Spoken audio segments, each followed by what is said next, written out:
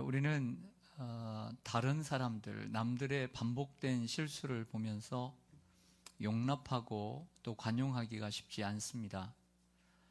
예를 들어서 국가대표 축구 선수들이 다른 나라와 A매치를 할 때 수비수든 공격수든 공격수는 결정적인 순간에 실수를 하거나 또 수비수가 결정적인 볼을 놓쳐서 상대방에게 볼을 주게 되었을 때 그러한 실수를 한 번도 아니고 두 번씩이나 한 게임에서 반복을 한다면 여러분들은 쉽게 용납을 하실 수 있습니까?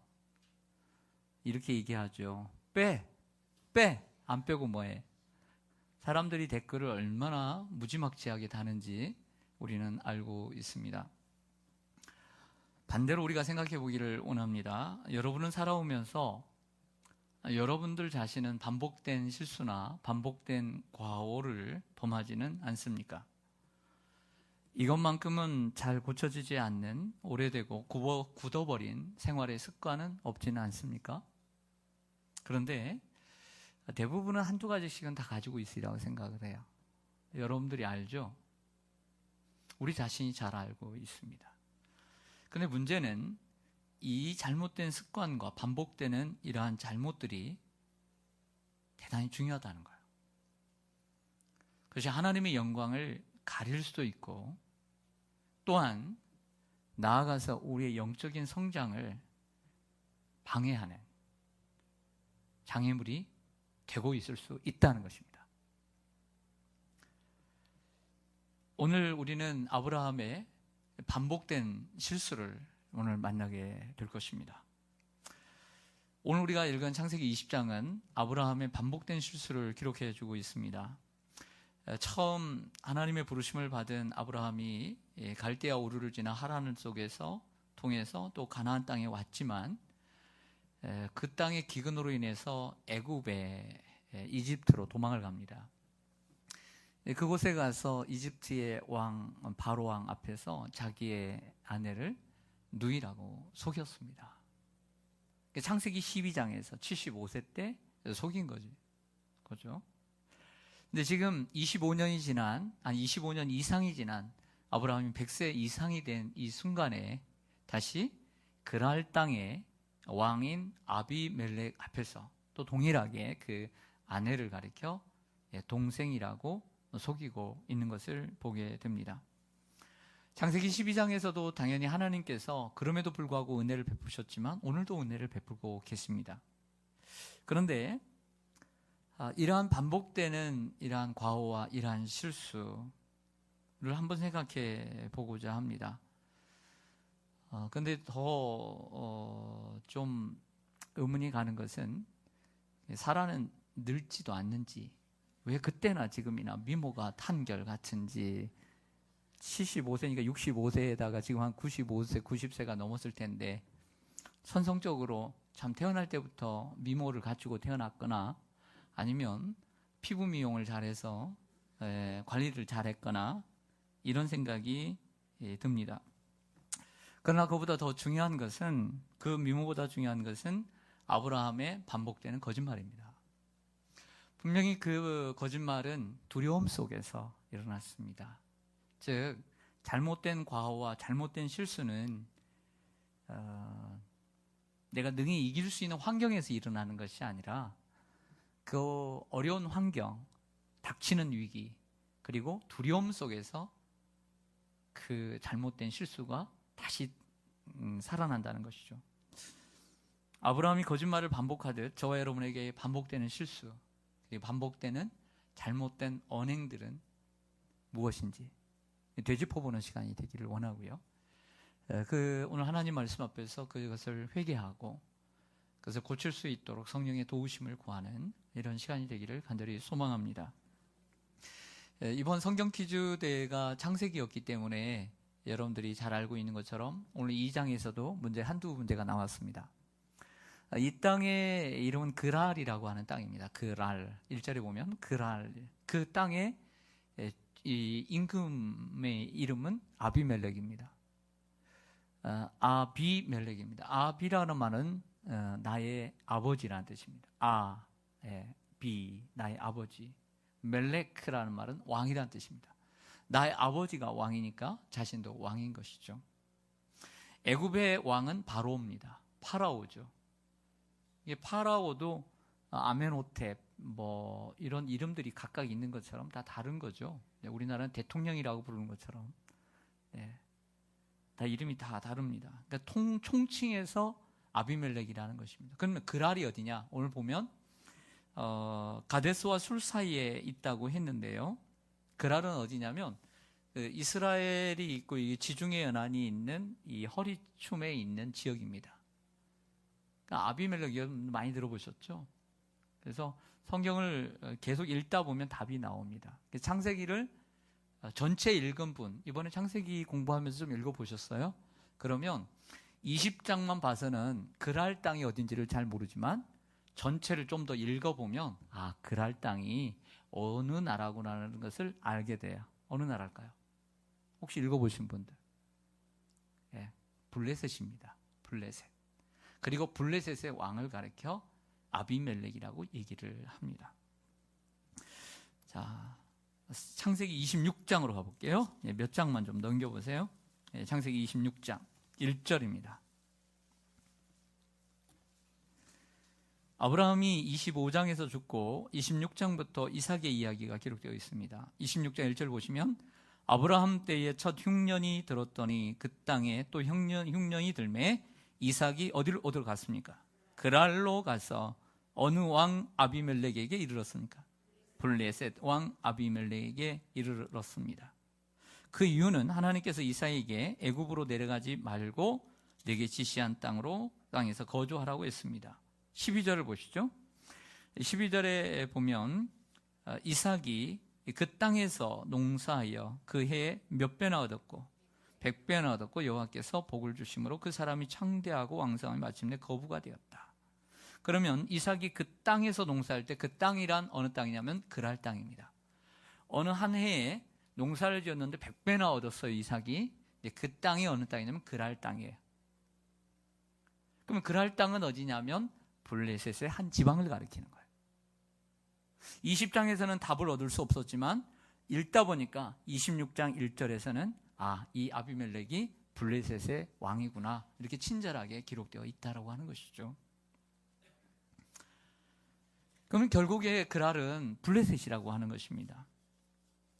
아브라함이 아내 사라를 여동생이라고 말을 하니까 아비멜렉이 사라를 데리고 가버렸어요. 이에 그 밤에 하나님께서 꿈에 이번에 누구에게 나타나시냐면 12장에서는 아브라함에게 바로에게 나타나지 않았습니다. 그런데 여기에서는 아비멜렉에게 나타나셔서 말씀을 하세요. 근데 말씀하시는 것이 아니라 질책이에요. 질책. 하면서 내가 남편 있는 아내를 네가 데려왔다. 그러니까 억울하잖아요. 나는 몰랐는데 나는 깨끗합니다. 저는 억울합니다. 그가 누이라고 했습니다. 충분히 억울할 만하지 않습니까? 자기의 깨끗함을 이야기합니다. 아비멜렉의 입장에서는 충분히 이해되는 말이라고 할 수가 있습니다. 그래서 그 밤에 그 꿈을 통해서 그 밤에 하나님의 말씀을 통해서 겁을 먹었습니다. 그래서 이른 아침에 오늘 본문을 보면 이른 아침에 모든 신하들과 종들을 부릅니다. 그리고 어젯밤에 있었던 그 사건을 이야기를 해줍니다. 그리고 만약에 이 여인에게 손을 대었다라면 하나님께서 나를 죽이신다고 했다. 사람들이 두려워합니다. 그러니까 이 이야기를 하고 난 다음에 이번에는 반대로 아비멜렉이 아브라함을 부릅니다. 아브라함을 불러서 어젯밤에 하나님께서 자기에게 하셨듯이 이제는 되갚아주듯 아브라함에게 질책을 합니다. 질책을 하는 거예요. 그 질책 가운데 중요한 구절은 9절입니다. 한번 보시겠습니다. 9절을 보시죠. 9절 같이 한번 읽겠습니다. 20장 9절 시작. 아비멜렉이 아브라함을 불러서 그에게 이르되 내가 어찌하여 우리에게 이렇게 하느냐? 내가 무슨 죄를 내게 범하였기에 내가 나와 내 나라가 큰 죄에 빠질 뻔하게 하였느냐? 내가 합당하지 아니한 일을 내게 행하였도다 하고. 아멘. 아비멜렉이 아브라함에게 질책을 합니다. 그러면서 이런 얘기를 하죠. 내가 합당하지 아니한 일을 내게 행했다. 합당하지 아니한 일을 나에게 행했다. 이게 주님의 음성으로 들리지 않습니까? 믿음의 사람이 바르게 행하지 않는 세상의 사람에 대해서 이렇게 말을 해야 돼. 근데 반대로 하나님을 믿지도 않고 하나님을 두려워하지 않는 사람에게 하나님을 믿는 사람이 이런 말을 들었다는 거예요. 이건 정말 충격적이에요. 성경은 이런 얘기를 합니다. 예수님께서 우리를 구원하실 때 어둠에서 구원하셨다고 그랬어요. 어둠에서. 그러니까 베드로전서 2장 9절에 보면 너희는 택하신 족속이요 왕 같은 제사장들이요 거룩한 나라요 그의 소유된 백성이니 그의 백성을 그의 어두운 데서 불러내어 그의 기이한 빛에 들어가게 하신 것이다. 그것을 증거하기 위해서 우리를 불러주셨다라고 했습니다. 요한복음 1장에 보면 참빛 곧 그분이 우리 가운데 오셔서 어둠 가운데 오셨다. 그러니까 어둠이 깨닫지 못하더라. 주님은 빛이십니다. 그래서 우리는 빛이 되었습니다. 에베소서 5장 8절 이하를 보면 너희가 전에는 어둠이더니 이제는 주 안에서 빛이라. 전에는 어둠이었습니다. 우리를 성경 그렇게 얘기해요. 그런데 이제는 빛이라. 빛의 자녀들처럼 행하라. 우리가 빛의 자녀가 되었다는 거예요. 주님이 빛이시니까. 또 하나님이 빛이시죠. 요한계시록 마지막 장에 보면 천국에 해가 필요 없다고 그랬어요. 왜? 주님 빛이시니까. 우리는 주님의 빛의 자녀가 되었습니다. 빛의 열매는 모든 착함과 의로움과 진실함이 있느니라. 우리가 진정 빛의 자녀라고 한다면 열매를 맺어야 된다는 거예요. 빛의 열매. 착함과 의로움과 진실함. 진실해야 된다는 거예요. 오늘 아브라함은 거짓말하고 있잖아요. 착하지도 않고. 주를 기쁘시게 할 것이 무엇인가 시험하여 보라. 너희는 열매 없는 어둠의 일에 참여하지 말고 도리어 책망하라 그랬어요. 책망하라. 도리어 어둠의 일에 참여하지 말고 도리어 그 어둠 가운데 참여하는 자들을 책망하라 그랬어요. 책망하라. 그런데 오늘 본문을 보면 아브라함은 빛의 자녀가 됐음에도 불구하고 세상에 대하여 어둠의 일에 참여하는 자들에 대하여 책망하는 것이 아니라 그 어둠 가운데 있는 자녀들에게 책망을 받고 있다는 거죠. 이게 충격적인 일이죠. 책망을 해야 되는 사람들이 책망을 받고 있는 것을 보게 됩니다. 우리 그리스도인들의 말과 행실은 우리의 인격을 드러내는 통로일 뿐만 아니라 하나님의 영광을 나타내는 통로인 줄로 믿습니다. 우리가 잘 아는 마태복음 5장 16절 그 산상설교를 시작하는 초반에 팔복을 마치고 난 다음에 바로 나오는 말씀이 빛과 소금입니다. 너희는 세상의 소금이라. 너희는 세상의 빛이라. 이같이 너희 빛이 사람 앞에 비치게 하여 그대로 너희 착한 행실을 보고 하늘에 계신 너희 아버지께 영광을 돌리게 하라. 할렐루야. 그 행실로, 착한 행실로 드러나야 된다는 거예요. 예수님께서 우리에게 세상의 소금이요 빛이라고 했습니다. 우리의 착한 행실을 통해서 하나님이 뭘 받으신다? 영광을 받으신다. 이게 반대로 그 착한 행실은 빛의 열매예요. 빛의 일이에요. 반대로 어둠의 일은 뭐겠어요? 어둠의 일은 착하지 않은 거겠죠. 그렇게 되게 되면 하나님께서 어떻게 될까요? 우리가 빛의 열매를 맺지 못하고 착한 행실을 아니라 악한 행실을 하게 되면 하나님이 어떻게 되실까요? 하나님 영광을 받으셨으니까 반대는 하나님이 욕먹는 것이죠. 하나님 욕먹는 거예요. 다음 주가 명절인데 믿지 않는 가족도 있을 것입니다. 믿음이 별로 없는 말로는 나도 교회를 간다 하지만 이렇게 속을 보면 믿음도 없는 그런 사람도 많잖아요. 근데 그 사람들에게 여러분들이 책망을 받는다 생각을 해보세요. 책망을 받는다. 결과적으로 그 사람이 하나님의 영광을 우리가 드러내지 못하고 그 사람이 하나님을 욕하는 거예요. 결과적으로. 그러므로 우리 그리스도인은 선한 행실을 우리의 양식으로 삼고 정직을 호흡으로 삼아야 될 줄로 믿습니다. 오늘 7절 말씀을 보시죠. 그런데 반전이 일어납니다. 오늘 20장 7절 보면 하나님께서 그 꿈속에서 아비멜렉에게 마지막으로 이런 말씀을 하십니다. 같이 한번 7절 읽죠. 시작. 이제 그 사람의 아내를 돌려보내라. 그는 선지자라. 그가 너를 위하여 기도하리니 내가 살려니와 내가 돌려보내지 아니하면 너와 내게 속한 자가 다 반드시 죽을 줄 알지니라. 아멘. 이 구절도 이번 성경 퀴즈 나왔어요, 안 나왔어요? 나왔어요. 하나님께서 이 아비멜렉에게 아브라함을 가리켜서 뭐라고 했어요? 금방 읽으셨으면도 금방 까먹으면 어떻게 해요? 하나님께서 아비멜렉에게 아브라함을 가리켜서 아브라함은 뭐다 그랬어요? 선지자라 그랬단 말이에요. 선지자. 선지자란 다른 말은 예언자입니다. 하나님의 말씀을 전하는 사람, 증거하는 사람이 선지자고 예언자입니다. 그래서 이사야나 예레미야 같은 하박국서 같은 경우를 예언서 혹은 선지서라고 그래요. 상관이 없어요. 똑같은 말이에요. 근데 히브리어로 이 선지자라는 말이 히브리어로는 나비예요. 나비. 외우기 쉽죠? 우리나라에 나비가 있으니까. 나비가 뭐냐면 선지자예요.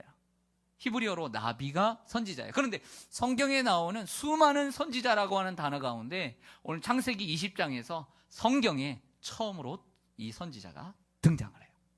어디에 등장을 하냐면 20장, 19장까지 한 번도 등장하지 않아요. 이 나비라는 단어가 처음으로 등장하는데 누구에게 그 이름이 붙여지느냐? 우리가 이 성경 구약에 읽는데 선지자는 어느 때까지인가? 어느 사람은 선지자로 불렀고 어느 사람은 선지자가 아닌데 선지자는 어느 때까지? 지금 이 시대에 선지자는 없어요. 선지자적 사명을 가지고 있는 것이죠. 선지자는 없는 거예요. 누가 막 선지자다 뭐 그렇게 얘기하면 그 이단이에요. 선지자는 세례 요한까지가 선지자예요. 근데 오늘 이 선지자, 그에게 선지자라고 얘기를 하는 거예요. 그러면서 말하기를 이렇게 얘기합니다. 그가 너희를 위해서 기도하리니 너희에게 복이 될 거라, 이렇게 얘기를 합니다. 선지자의 많은 역할이 있습니다. 근데 여기서 선지자의 역할 가운데 중요한 역할이 뭐냐면 중보의 역할이에요. 사무엘이 선지자였습니다. 그가 백성을 위하여, 국민을 위하여 기도하고, 그리고 그가 세우신 사울왕과 다윗 왕을 위해서 기도하는 사람이었어요. 중보의 역할. 오늘 내가 선지자라, 그가 너를 위하여 기도하리니, 세트잖아요. 선지자의 역할은 뭐냐면 그가 너를 위하여 기도하는 선지자다, 이렇게 얘기를 하고 있는 것이죠.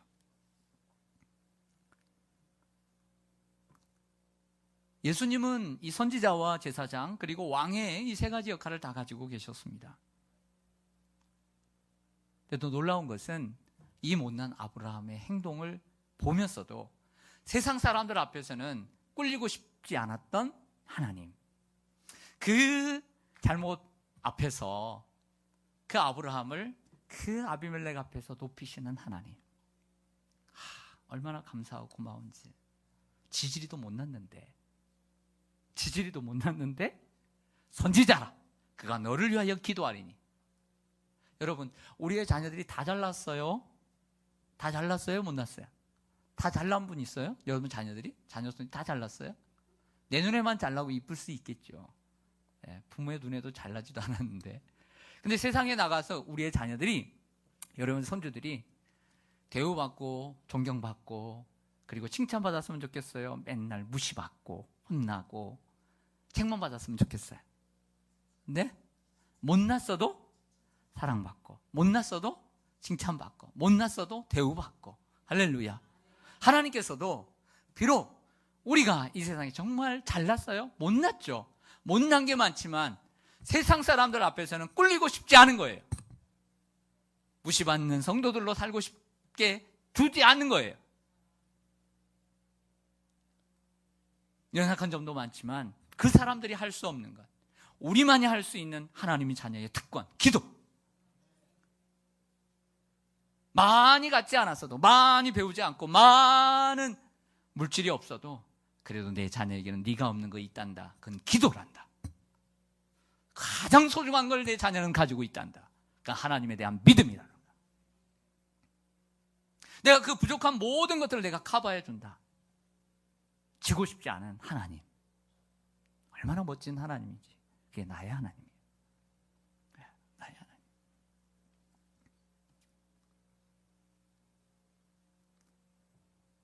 하나님을 모르는 세상 사람 앞에서 아브라함을 높이고 있는 하나님을 만납니다. 아브라함의 인간적인 모습을 보면 높일 이유가 없습니다. 정직하지 못하죠. 거짓말하죠. 반복되는 실수를 거듭합니다. 그러나 하나님은 아브라함을 높여주십니다.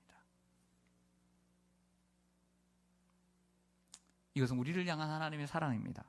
비록 우리가 연약할지라도 우리 그리스도인들만이 할 수 있는 일이 있다는 것이죠.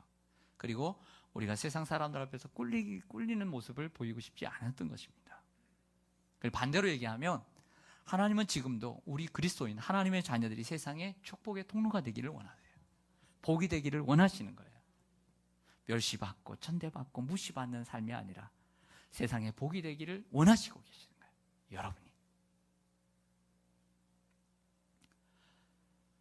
오늘 본문을 통해서 우리가 기도해야 될 제목은 우리가 고치지 못하는 반복되는 실수. 한 번 실수는 병가지 상사라고 얘기합니다. 이 말은 뭐냐면 한 번 실수는 부주의예요. 그건 부주의예요. 용서할 수 있는 거예요. 그러나 반복적으로 일어나는 것은 자기가 그것을 자각하지 못하고 노력하지 않기 때문에 이건 누구에게나 있는 것입니다. 더 중요한 것은 오늘 우리가 읽은 창세기 20장의 사건을 통해서 우리가 깨달아야 될 것은 우리는 죄인이었다는 사실이에요. 우리는 죄인이었다는 사실. 로마서 5장 8절에 보면 우리가 아직 죄인 되었을 때에 그리스도께서 우리를 위하여 죽으심으로 하나님께서 우리에 대한 자기의 사랑을 확증하셨느니라고 했습니다. 우리는 죄인이었습니다. 할렐루야. 그런데 그게 끝난 것이 아니라 그리고 지금도 죄에 오염되어 있는 죄인입니다.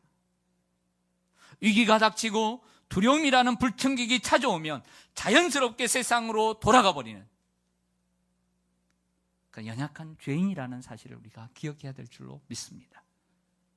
75세 때 처음 믿음이 없고 믿음의 출발점에서 실수할 수 있고 믿음이 적으니까 그렇다 하더라도 25년 이상이 지난 지금 100세가 넘은 이때에 다시 실수하는 것을 어떻게 봐줄 수 있겠습니까? 자, 이걸 통해서 깨달을 수 있는 것은 과거에도 우리가 죄인이었지만 지금도 죄의 오염 가운데 여전히 위기가 닥치고 두려움이라고 하는 불청객이 우리를 찾아올 때 갑작스레 우리가 이걸 이겨야지, 다음에는 실수하지 말아야지, 이것만은 고쳐야지 했지만 여전히 그 두려움 속에 옛날의 모습으로 돌아가는 우리의 연약함, 우리 이거 있지 않습니까? 이 모습을 통해서 우리 자신을 발견해야 합니다. 우리가 직분을 받고 우리가 사명을 받고 이렇게 설교를 하고 여러분들이 나서서 사람들을 가르치고 아이를 가르치고 찬양하고 봉사하고 전도하고 우리가 하나님의 예배를 드리고 열심히 한다 할지라도 여전히 우리가 죄인이라는 사실을 깨달아야 돼. 그리고 또 나아가서 우리가 지금 사는 것이 나의 노력과 나의 믿음으로 사는 것이 아니고 하나님의 전적인 은혜로 살고 있다는 것을 우리가 기억합시다. 할렐루야. 언제까지 이렇게 살 것인가? 평생 그렇게 살 수밖에 없어요. 그렇다고 해서 아브라함이 성숙해 가지 않았던 것이 아니기 때문에 우리도 성숙해 가야 돼요. 고쳐 가야 되고 새로워져야 될 줄로 믿습니다. 이것이 아브라함의 길을 걸어가는 우리 성도의 길이 되어야 될 줄로 믿습니다. 네, 기도하겠습니다.